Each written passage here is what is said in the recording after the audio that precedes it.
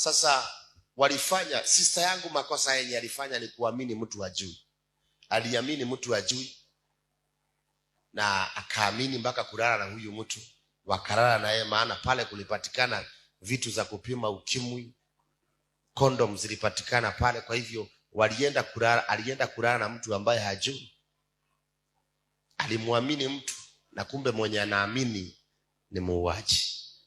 Dunia leo unaamini watu, unawapea roho yako yote, baadaye wanapanga vile watakumaliza.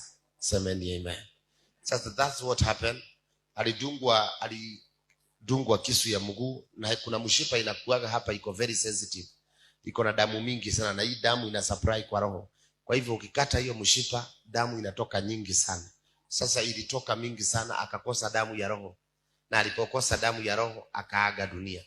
Na nimekwambia mimi sioni makosa ya sister